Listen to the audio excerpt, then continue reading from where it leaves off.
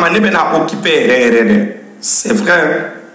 o de la imay dongo ne be ka live ne be ka fenke nga kontu ko nana tando ngo aw ka ba ta YouTube ko nana il faut ka wuli ki concentrer awula o jode parce que ko do de ba o dala tando maramba ma de ka ni ngo na ke awula folo maramba ma aw ama foi bila aw kuna janatije ko nana maramba ma de ki sigi aw dala dongelo ko duguli fano ay samusa ka dia te ay fana sera sabalere man fi jelite maga na tende abe woshi maramba ma deli ki sigi donkele ko duguli fanu ay base risi sakadia maramba ma deli ki sigi donkele kasinga gelea do bla awla fania konana ma deli ka ke folo aw ye maramba demede aw segena nofe aw ya konfana me maramba ma deli ka aw sege foile janat ye konana YouTube fle jite dama santé dama foite dama janatike konana ka jouer dro apana na kila nu ko nu nana aw kuna ube aka nyasha awma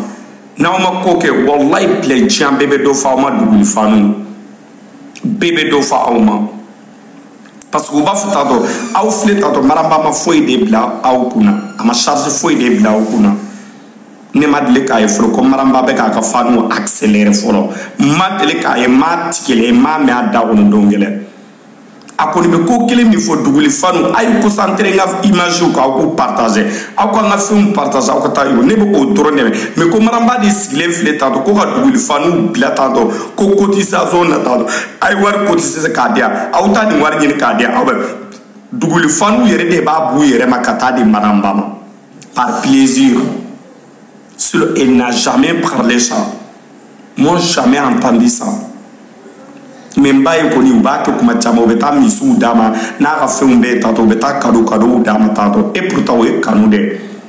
parce que har mo ini denche ibe cadeau qui dé ibe cadeau qui woloba ibe cadeau qui imoso e fembe cadeau ou sase ou e fembe autoko jouer ani artiste ou y tanto bu ka fanu accélérer sans kalotan flam mo be war polo ka fanu be war bodela mais donc clé de golu fanu siglen on nous au kira tanto ni maramba yi objectif kele min dama aw fana be o de ke tanto aw fana be o sa dana de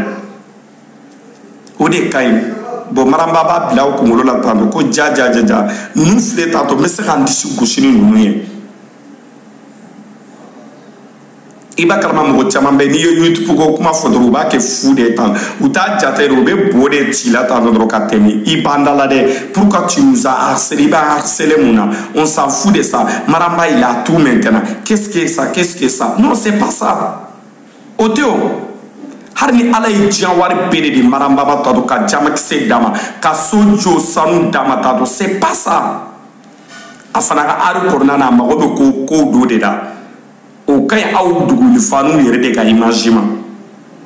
par exemple tanto ni korola i modo i ba fo ne kumbe jeli do supporter no o e maramba an ku ye 1 million damatile kele 1 million de vie damatile kele maramba de la kanin kay maramba de la kanin partage kay par exemple aw dugul fanu fle et réseau ba aw bolo depuis combien de mois et réseau ba aw bolo tiktok ba aw bolo jonne ya minawula mo shi bete ga au fois bete ka ofo ko bibi na tato ko maramba be partager ka temi jeli bega malla bema o bla nyona o toja be ka di joma abe ka dawu de ma maramba mana kuna wolo yoro aw fana be kuna wolo yoro est-ce que maramba ba fuka ale kelenga ko mamu kelea ngaba fuko ni nga duguli fanu de oni maramba e toja ni maramba e jama soro yoro ngaba fuko ni nga duguli fanu de ode la nebe ka fota to bekati abone maramba ka YouTube la wuli ki jo ni sigile no ga wuli ki jo hadama de mo di fi musuti aw segere da taw kungolo kalama de ka aw sege chiana tigere ko nana mais ni ay tanto ko est-ce que ko adaka na tawla afra bi jila jani keleni daga na tawla ere aw bi jila jani ni keleni daga na tawla parce que donc aw de bi sigi tanto clipu bode sombo de clipu bode sombo boni o clipu no ko sombo na aw bi jila ja daga na to awla de o toron de aso joy ne ba fo de yoro ni flene mo go mi ne te mo shiga far ka sigi ka o frappe tanto ne ka sera fo itala ne be chia de fo mbe bo tro ka ga live ni minute no ro ka fo ore don de parce que on be en bafo na we maramba kuna wolo tanto ambe bo tanto ka feti kanya ka décortiquer kanya et pourtant jama be maramba bolo de aw de is ya tanto 46 millions et tapotage aw dugul fanu nu de o di maramba ma o don aw de ba ko ba ke na 600 aw de ba ko ba o ke depuis 2025 ki dam na ba ko ba ke na wi jila jale ni daga na to awla de parce que aw ye fait me défiter aw ni mo che mais plaisir doron de doro c'est tout plaisir doron de ne do ba do naw bana de aw o kelen ki se mine de ka dawye ne be o fana fana ko nyayini ka dawye toro aw ba ko ki se bia o ta o be nyayini ataw intéressé de ne be mi fauna ta do aw artiste na wa artiste tara plateau min kama ta aw be se ka ti sigi ko mais aw artiste te mo mi mais ne be ta mo nyini no ro ne ka sira ta la ere parce que ça m'intéresse pas mais har ni ere morgu de jo sira la har ni ko pi ko ni mata ni karsa la be ki be sa ati be ta la har na bi de de tanto abe ta fle abe mu de nyai papa aw ere ko kura min damina sa dugul fanu wonya na toro parce que ne te kuma safi ka fanu ka parce que jugu num be nyogo kiyoro do safi ka fanu de be num do ka temi be ko tira de ka temi u be nyogo kiyoro do be nyogo wakashi yoro do aw de tout do parce que aw numa de ka jefla aw tout do il faut ka wa famille ke yoro de la suno beba do ni dugul fanu aw ma u da do ko la janti ko nana biere zo en ka ta ke bezere e adante mu te nyinga wa jelu so to fode adante mu te nyinga maramba to de fota tellement ka obe ku ignore de obe ku ke suye ta ku ke boy ta do depuis ala ne fana data do tia aw fana be se tegen so ala mais ni tegen so en ngoni ni fana mai ni be i jugu fakade yoro ni kele misi damle merci beaucoup aw ye tegen so ya ni damna ta ni be harama de fakade suno beba do folo ni dugul fanu de ku yeni e en dugul fanu be kelela maramba ka fendo bo sisa e gata o fo tampi dala o be poka live sigi yoro be ni herae ite mamu to ya ibe ka mundi ni mamu no fe mais regarde jelu ta o sigi tanto ko pere ne ma maramba fani kelen ka de gortige halu ko siratala awe fami ali ke chuga mina sisa ima ya awe fami ali ke tiki to sumayara tiki to ma sumaya aw ma wuluto ngonchila mo fula de bekelege mo bi shige ni na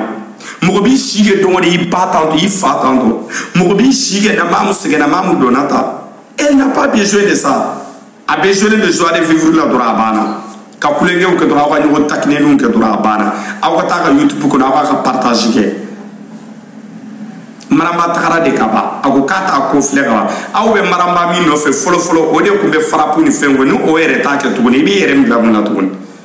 ene artiste de bi sigi tanto maramba folo mo min ku ye maramba haram ya ku bilal lela sisa ni olu de be ka maramba la de na e pare ni ko ba no na e pere ki min da ku no la sani dugu ga te do ba no na ke tan ni maramba kele no ka aja ubo malmatu yala tanto ku bila ma seriala ka aw be mu were de no fe ne ko maro ni ko nu te laba ne ba do maramba de be bobo la kuma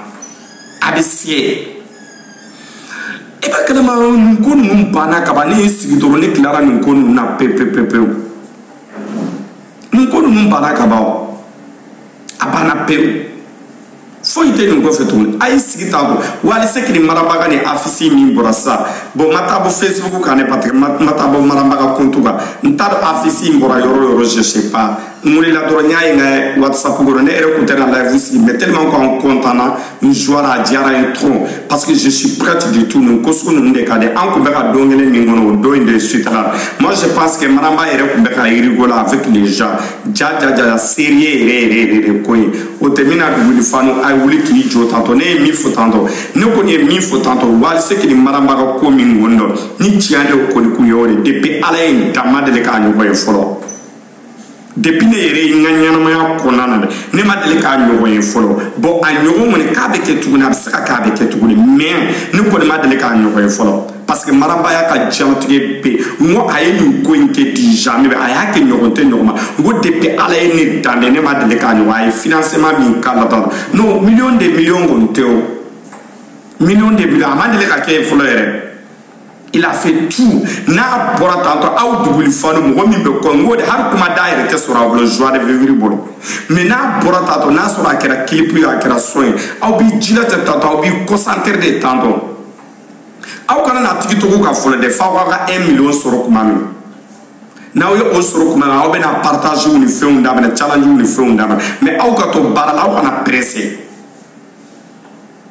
On a pressé, on va tirer que là où paye. Olu b'a bɛɛ tigɛ tigɛ k'u bila aw ɲa ni aw bɔra wula kɔnɔ tuma min na dɔrɔn n'aw yɛlɛla sanfɛ tuma min na dɔrɔn aw b'i pari tantɔ k'aw maquiller tantɔ ka baara daminɛ YouTube kan o la o y'a sɔrɔ Facebook bɛɛ bɛ ka taa otage la YouTube bɛɛ bɛ ka taa lien bɛ ka partager yɔrɔ bɛɛ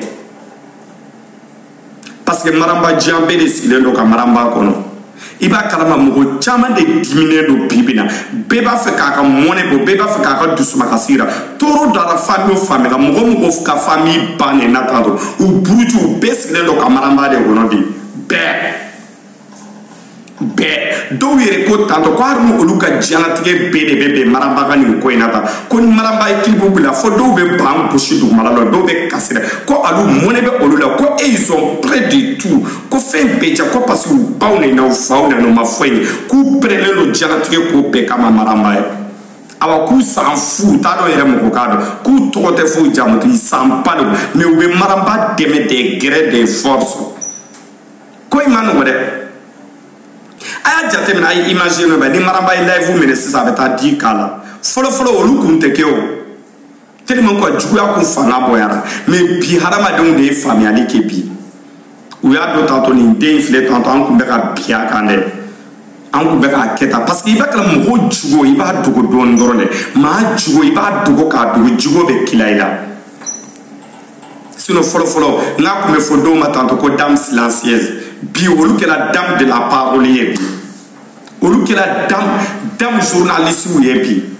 bon tu sais karma c'est le karma hein c'est le karma maintenant hein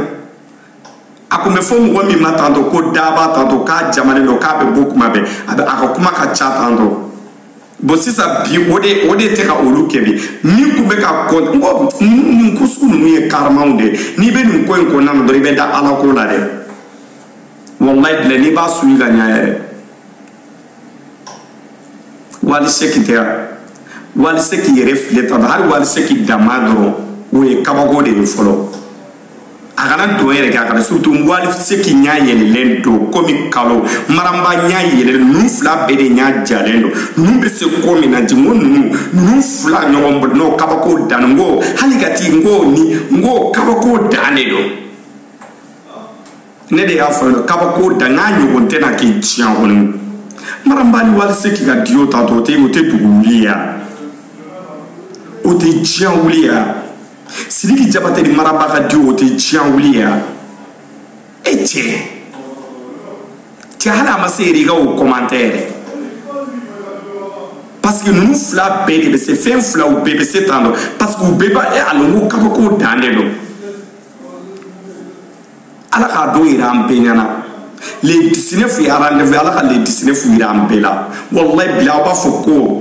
fɔ ko alu de la ka nin fɔ aw ɲɛ wallahi bila aw tɛ nimisa la aw b'i concentré depuis ça mɔgɔ tɛ maramba ka YouTube yɔrɔ dɔ tantɔ i ka wuli k'i jɔ i k'i concentré i ka t'i abonné a la i ka don YouTube kɔnɔna na i ka jouer daminɛ depuis sisan i k'i dege a la parce que n'a daminɛra tantɔ aw ka kɛ ala yɛrɛ de kama aw ka an b'aw deli yɛrɛ de aw k'i concentré yɛrɛ de aw kana aw da don fosi la hey depuis maramba ye min wɔrɔ ta don min na u b'a fɔ maramba ma ko sunguruba de u b'a fɔ ko jɛnɛkɛla u b'a fɔ maamu bɛ ta u b'a fɛ maamu ta o ye mun de bɔ maramba ka diɲɛ la o ye mun de bɔ maramba ka miliyɔn sɔrɔ la est ce que a ka jatigi ninnu bolila aw delila ka maramba ka jatigi jumɛn de ye k'a bolila ka taa ko n bolila ka taa tantɔ ko maramba ka faniw de ye n ba de ne k'an fani ou bien maramba ka faniw de y'a kɛ tan ou bien maramba de ye n bloqué ou bien maramba ye kɛ tan aw delila k'a mɛn jatigi dɔ ye delila ka yɛlɛ sanfɛ dɔnkili la ko maamu ko elle m'a bloqué non jamais vu ça maramba yɛrɛ ni jatigi tɛ kɛlɛ yɛrɛ jatigi yɛrɛ de bɛ taa i bɛ taa dɔrɔn c'est tout mɔgɔw de bɛ don jatigiw n'u hakili cɛ dɔrɔn ka man bila et après u bɛ regretter tuguni. Moi je vis beaucoup de cas comme ça. Je connais beaucoup de personnes, les gens sont rentrés ou donnent ni mamu ni ɲɔgɔn cɛ k'a kɛ kuma fɔ mamu yɛrɛ b'a fɔ tan aw bɛ ka don jatigiw ni jatigiw ni ɲɔgɔn cɛ k'an nege bɔ jatigiw la. Moi je vis les cas ici ne y'a cas camanba ye.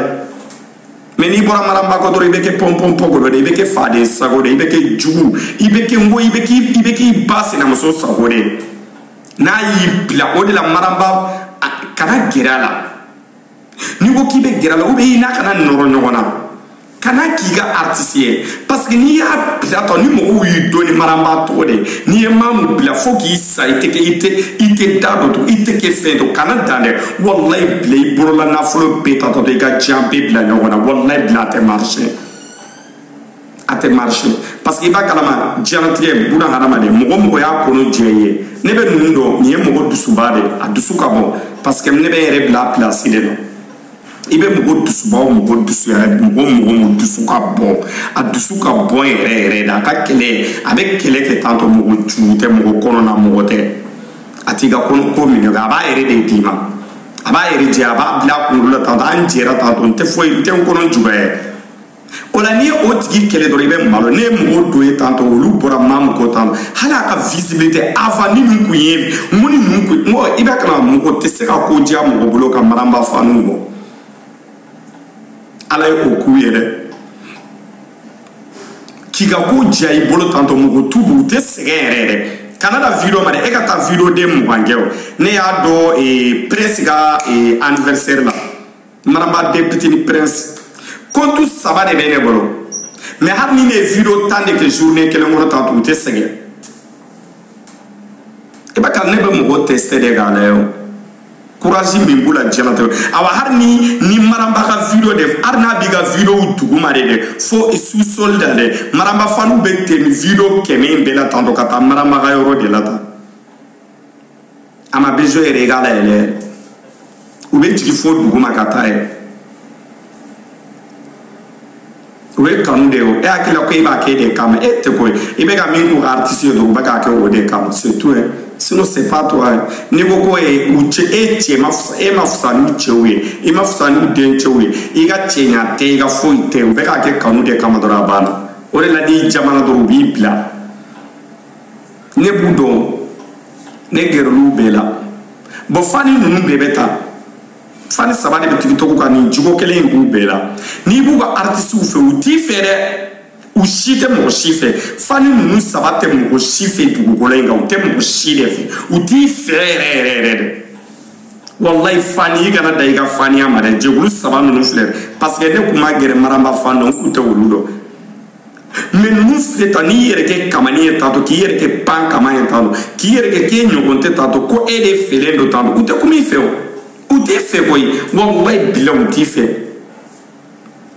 Fani tɛ mɔgɔ fɛ fani b'a ka artiste de fɛ ni o bɛ mɔgɔ kunkolo la ko fani bɛ e de wallahi u bɛ diya ye k'i ka taa dɔn u bɛ k'a k'u ka artiste de nɔfɛ u tɛ kuma i b'u nɛni k'u dɔgɔya ka ko bɛɛ kɛ u tɛ kuma dɛ u b'a fɔ tantɔ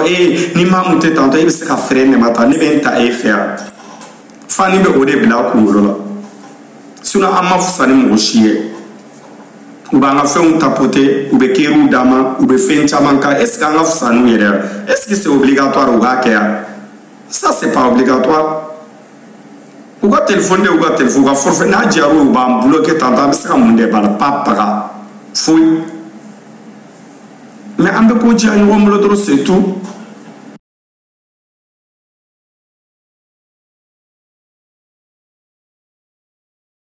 K'i jɔ ka wuli k'i jɔ ne de bɛ k'aw préféré ta parce que diɲɛ bɛɛ de sigilen don k'aw kɔrɔ sa bɛɛ sinon maraba ye mun de maraba y'aw dusu ka se mun kelen de la dugukolo in sanfɛ a ye kelen fɔ yen a tɛ yen kelen bɛɛ bɛ mun de nɔfɛ dɔnkilida tɛ a ye o mun ba aw la ka ban a delila ka dɔnkili juman da fɔlɔ ni mɔgɔw ko k'a ma ɲi a delila ka taa sumu juman na ni mɔgɔw y'a sumu a kumakan ta tantɔ ka mɔ kɛ n'a ye tantɔ ko dɔnkili ma tigɛ ou bien a yɛlɛ cogo ma ɲɛ a jigin cogo min aw y'a den kelen fɔlɔ a tɛ yen e san joli san joli geri tantɔ aw ka jelimuso ma deli ka taa fɔlɔ a ma deli ka fi tigɛ fɔlɔ aw ka jelimuso kumakan ma bɔ fɔlɔ k'a bɛ kɔrɔfɔli la fɔlɔ cɛ aw t'aw ka jelimuso in fɔ k'a barikada aw te bo ka fo ka barkada hein normalement ni filé tato mo ba fo ka da ka bon tato mo min da ka bo tato ma soro et mo min da ka bo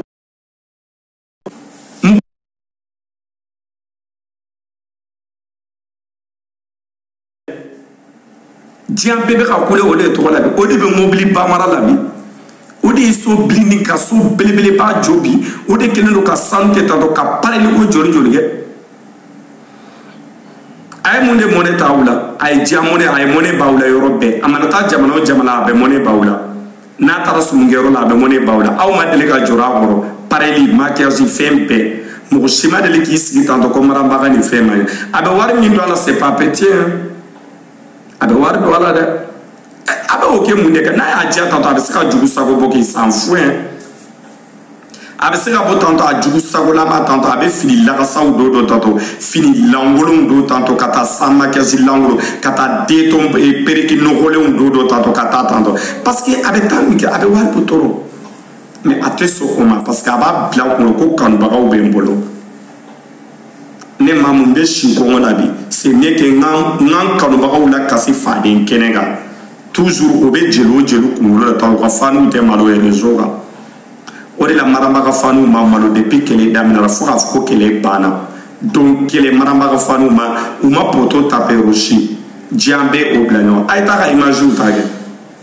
depuis que les dames na do menga na blabila que les était comme kodo de doro gugulo nyogona doro se tuku daire me usoro nyogona doro abana ebe maramba sigile tato ka jel muso do ko kuma kanta ko foya ne ma dele ka yede ate swama yede abella ka fo sandola ko ale de fe do botanto wulla ko ke kiri maramba fanu yere wulila do ne hakili ba don fo bi ne ma maramba dai ko ma warela mais togo do maramba ko be kata mam fansu joya e jona ma me maramba pere flege maramba de ta fugo pere kuma be ale de afore ko pere mais maramba ka pere te be da wono biya uteka ku daro gese biya est ce que duguli fanu wulla ka manifester ko la est ce que yemo ko bane no yemo ko fane na mais egi akorba bay maramba ka bo ka do ga fendo to ko fo bay ube wuli ka yoro bege shoni ma ha sidi de dole nyango de ate karsa ka hera fere aba ko de jugani peson wona awdu nyambe tiana ne fle tanto ne be sa afsari manoya même si ne be mo wala ni ne ti la ni ta non ni ne ti fere wallahi kuma be bi da wona ne ta fo parce que ne be plan ko mo da tanto iya atiki ka fsani yele abini ko beche o kiri kira atiki sagoele ne kele ke nyogo ne be here ko shilare ni nyogo ko tife awa ibe yoro rontetai ibe temisiro sira lantetai maramaga di pere leke artisu de te ga fopi olu de bu sigi sanko ko pere ne ya do ye tanto ne sarade aw du be ka mugu bawlen ko ni mugu mi challenge ke ni maramba ga dongri la ko aw ko woti banene ka fane ngodo bora ka fuko pere aw teta woti fana gulo ka banene ka fane che mugu ni fita ngo ala de be ka ko uje ya sisa har shete ba fano dugul fana ko santere ne ma fuko aw ye ko min ka wa jeni muso ko ni parce que de pas fitina aw ma ko le ka to ni ay bibi na jambe be ka fuko mam aw minu ya wire di ka uni di ka dondo sino ko baliani dondo nyani ma nyare ga no fe o de la bibi be hera be na na tanto bebe ka fuko mam parce que minu ye yiri ko tanto ulu de yiri tlanga nya ka je ulu tlanga nya tanto o de nyana ta kera chugo arna kera san kemede tanto aw de be fo aw minu ye je ulu de pe kunu aw minu ba kon fo bi aw de be fo parce que ni fen diara dora be be de tay nyina be ge mo folo minu ya iritu nyina be ge ogo mais na ma diado jombena abe to awdoro ne bro awo ko afoko alhamdulillah na ni che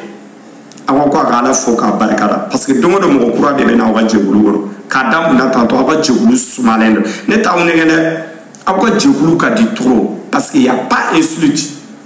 il y a reconnaissance fana ba waje bulu kono reconnaissance ba wa jegulu ko nana ne ma fuka o te kele de mais aw ka kɛlɛw kɔni an kɔni t'a ye tantɔ k'aw sigilen filɛ ɲɔgɔn baara ni ɲɔgɔn fanen na awa n'i taara tantɔ salamu aleykum aw tɛ mɔgɔ baara na aw tɛ mɔgɔ fanen n'a y'i diya tantɔ i ka t'i sinape diya dɔnkili bɛɛ la tantɔ duguli fanu ka sira foyi de t'a la u t'i jate minɛ yɛrɛ n'a y'i diya i k'i si k'a la yɛrɛ a bɛ fɔ ko tan de ko hɔrɔnya jɔn de bɛ sera ka n'aw ka jɛkulu kɔnɔ o la jɔn de bɛ sera ka gɛrɛ aw la walayi Aisha Diallo ne b'i fo k'i barikada ni vidéomani bɛɛ kɛra komi Aisha Diallo e m'a dɔn o tigi ka jɛnɛmuso b'a diya jaja Aisha Diallo bɛ maramba fɛ de minɛ ne yɛrɛ kun t'a dɔn a ka jɛnɛmuso ko don min na tantɔ ko he ko n'i bɛ fɛ tantɔ k'a bila ko bɔ kɛlɛ kɔnɔ fo bi a ma don a kɔnɔ fo bi a ma don a kɔnɔ sinon a seba y'a dabaliba ye Aisha Diallo ne b'i fo dɛ walayi i fa de i ye fila yɛrɛ e b'i ka jɛnɛmuso fɛ dɛ walayi bila i balo tɛ vidéomaniya la i balo t'a la dɛ ni balo de kun b'a la i kun t'a bila hali ni maa min ko k'i k'a dabila i kun t'a dabila i kun bɛ continuer a la i kun bɛ continuer ka mɔgɔw gulondogoro k'u baw nɛni k'u faw nɛni mais i y'a lajɛ tantɔ i ko k'i ka jɛnɛmuso ko k'a man di ye i sen b'a la mais dɔw tɛ se k'u sen b'a la parce que olu balo de b'a la ni olu y'a dabila dɔrɔn kɔngɔ b'u faga kɔngɔ b'u kabilaw bɛɛ faga u tɛ se k'a dabila parce que u balo de b'a la hali layifu sigi yɛrɛ Aisha Diallo tɛ layifu sigi tuguni yɛrɛ ne dabali banna ma dɛ ne yɛrɛ n sigi tantɔ ne ma se ka dan sɔrɔ a la dɛ a bɔra a kɔnɔ yɛrɛ de dɛ définitivement a sen t'a la tuguni yɛrɛ yɛrɛ mais o bɛɛ la tantɔ u bɛ wakasili kɛ tantɔ parce que u t'a fɛ u kelen ka to réseau kan u b'a fɛ bɛɛ ka k'u ɲɔgɔnna de mɔgɔ si de tɛ fara aw kan tuguni bɛɛ de bɔra nin ko in na tile fila in na ɲɛ b'a la tɔnɔ aw bɛ ka Safi Jabate fana wakasi tuguni Mande Précieux ye nin kuma fɔ i b'a kalama Mande Précieux bɛ kuma dɔ fɔ tantɔ i b'u lamɛn ba ye a b'a bolo ɲɛsin yɔrɔ la tile bɛɛ a ko Safi u bɛ k'i ta tantɔ de dɛ pour que ka maa min gosi nin ye tantɔ a dun kɛra tan de dɛ parce que maraba tɛ sɔrɔ tuguni o ni maraba y'i bila de mais ne b'a dɔn tantôt Safi filɛ tantôt mɔgɔ diɲɛlatigɛ kɔnɔna na tantôt parce qu'il est trop gentil et reconnaissance bonya ni karama jeli de don a ye o de bila a kun na mango a kan ba hɔrɔnw bolo mais ni o kɛra tantôt ka t'i sigi tantôt ka o kɛ on dirait que i n'a fɔ concert de bɛ fɛn min ma dɔrɔn ni an ko tiɲɛ an ka tiɲɛ yɛrɛ fɔ tɔw ta kɛra tantôt nin ko in kɛra cogoya min na tantôt est ce que a kɛra tan n'a bɛ f'i ɲɛna tantôt tile fila tile saba dɔrɔn i bɛ taa mais dɔw ta fɔra un mois est ce que o kɛra Safi ta la est ce que Safi ta nin ko ninnu min n'i ko ko i bɛ mɔgɔw bɛɛ kɛ kelen tantôt i b'u bɛɛ kɛ kelen tantôt mais ka dɔ fisa ni dɔ ye tantôt est ce que c'est normal ça mais Safi t'inquiète pas faut pas t'inquiéter sur ça nin tɛ fosi ye diɲɛlatigɛ kɔ nin bɛɛ bɛ hadamadenya la mais ko ma n'i sɔrɔ siɲɛ kelen filanan o y'i yɛrɛ de ye nɔ ye fɔlɔ kɔni bɛ bɛɛ sɔrɔ bɛɛ bɛ erreur sɔrɔ i ka diɲɛlatigɛ kɔnɔna na mais maa jugu a tɛ ɲinɛ fo ka diɲɛ wuli ne de y'a fɔ tantôt i bɛ ko k'i bɛ dimi dɔ bɔ dimi wɛrɛ de bɛ don i la dɔw bɛ k'a fɔ k'u bɛ dimi dɔ mara wallahi bila dimi bɛ don aw la parce que a tɛna don a la elle est déjà partie s'en fout de ça s'en bat les couilles a ka sira foyi t'a la Safi Jabate ma foyi kɛ ne bɛ dɔw ye tantôt k'a donna tan Safi Jabate il a fait quoi Safi tagara de ka ban il s'en fout a yɛrɛ tɛ nin ko ninnu kɔnɔ tuguni yɛrɛ mɔgɔw de b'a fɛ ka sama-samali Safi tɛ sama-samali fɛ c'est lui-même qui l'a dit qu'il n'aime pas sama-samali il s'en fout n'a kun b'a dɔn ko sama-samali bɛ kɛ ko dɔ la ne b'a dɔn mɔgɔ min don wallahi bila a bɛ lahara taga fisa n'a tɛ sɔn a ma mais a t'a dɔn i tɛ ko min de janfa n'i y'a ye i bɔra janfa kɔnɔ n'a sirili ɲana de et sinon pourquoi tout ça tout mɔgɔ joli tagara ye y a combien de personnes muna sama-samali bɛ kɔnɔ muna Safi Jabate pour que ka conflit dɔ kɛ dɔrɔn pour que k'a fɔ tantôt ko n bɛ ko sama-samali ni fɛn dɔ dɔrɔn moi je comprends pas je vois pas ok ni taara nin sama-samali nin bɛɛ kɔrɔ ye nin ye wara farima aw t'aw ka YouTube kɔnɔna na dɔ kɛra nin ko in na dɔ kɛra Jajiri fasa dali la i y'a faamuya mɔgɔ tɛ se ka nin bɛɛ kuma i tɛ se ka nin bɛɛ kɛlɛ kɛ i tɛ se ka nin bɛɛ nɛgɛ a ye bɔ nin ko in kɔnɔ yɛrɛ dɛ aw bɔra a kɔnɔ aw kana don a kɔnɔ yɛrɛ aw t'a ka YouTube kɔnɔ aw ka taa aw ka seguba bila 6 millions na dɔrɔn c'est tout o de b'aw nafa duguliw aw ka fɛn camanba de bɛ yen ou bébé ni nga million sur tanto auto compléter yani les 19 tchèques ay ta YouTube ko no de ba una fa ay boni ngonu ngono de awa artiste ou te bezi jele moso wiye parce que be se do ni dala de olu te tamu go were tan katamu go were ka afisi aliena tanto pour que nga visibilité to nga jam auto visibilité ko kelela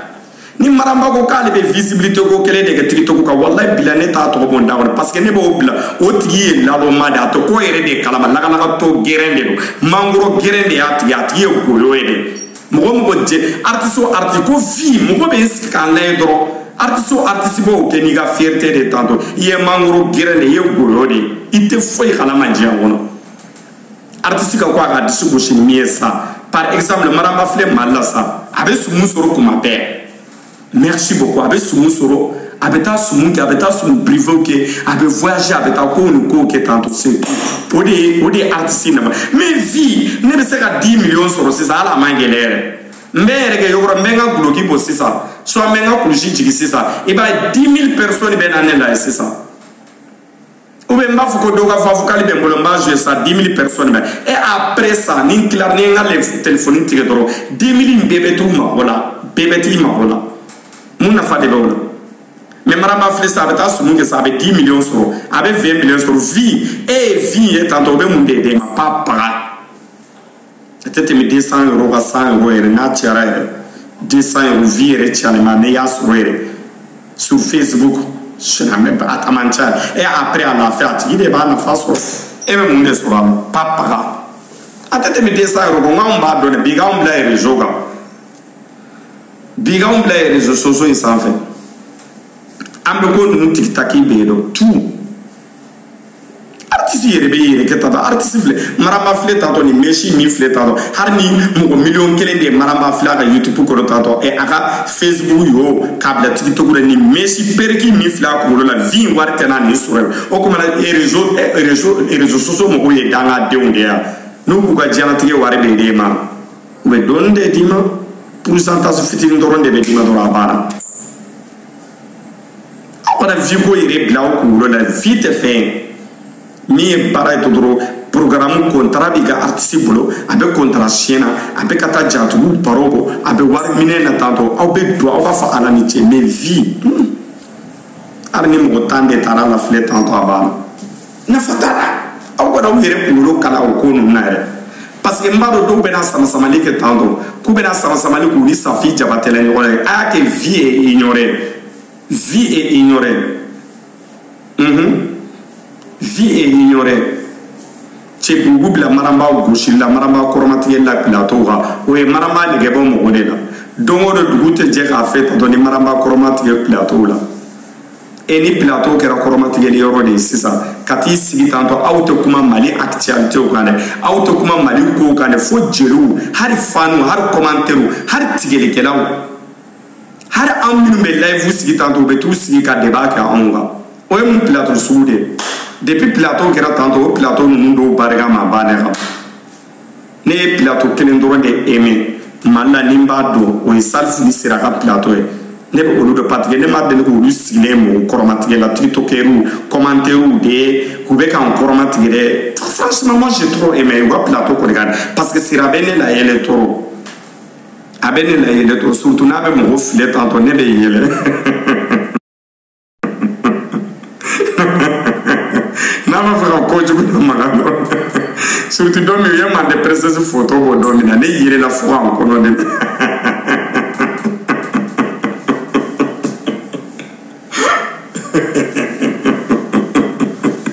han do mi na to we photo de ko sera ke do ni mbonelo dem a ka le tshega ju ko me ka fara tshega e do ne yele la fo an ko no de u be mo la yele tso mi salfi yero be ga yere na fu ko mi wagane aba yere ke tshigorobani e tato ka tula ka comedy ne jeshi no nke ta kamu la yele kula yiri gole itu ye hen tu kono u te hen fosi de te no ko wallahi bu ne ni pour rien ne ro ko ma jata parce que folo yere ni ula e tato hen yere de te no ngono ne be olu ka plateau fosi te fo ne go foi u ka plateau foi u ka fefe managar ni ne mala e dora après ne betala ne be yele u ka fe un ka dine u ka mo ke son chugon u bi demeta me artiste u do ta fania u be ka ki ga interdit kama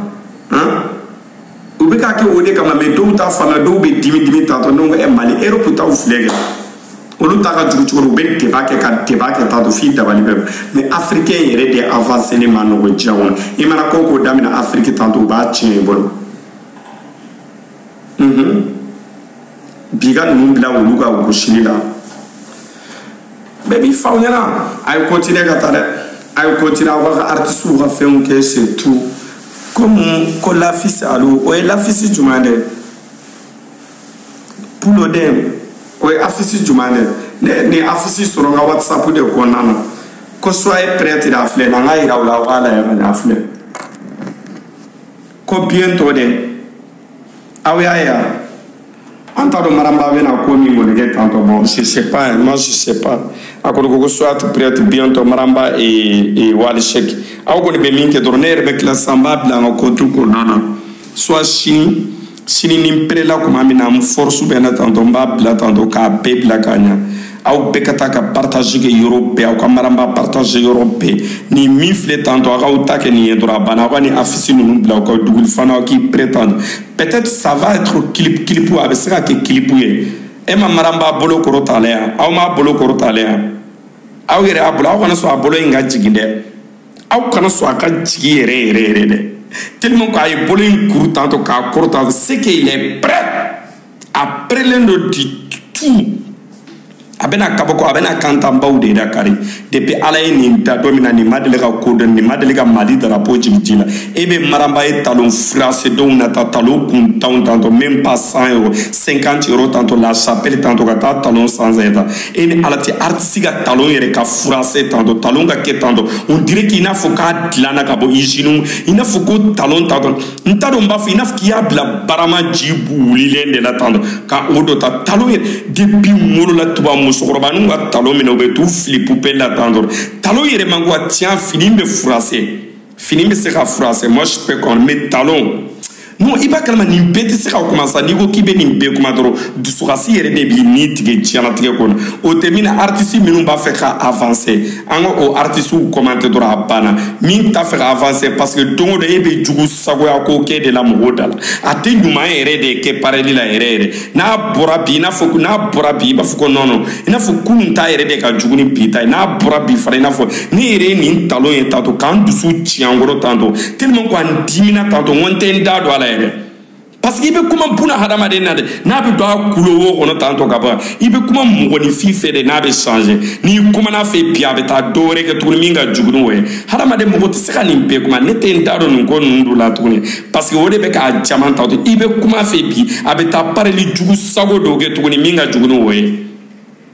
o kumana an bɛ fini an bɛ taa an ko ka taa an ja yɔrɔ jumɛn na artiste international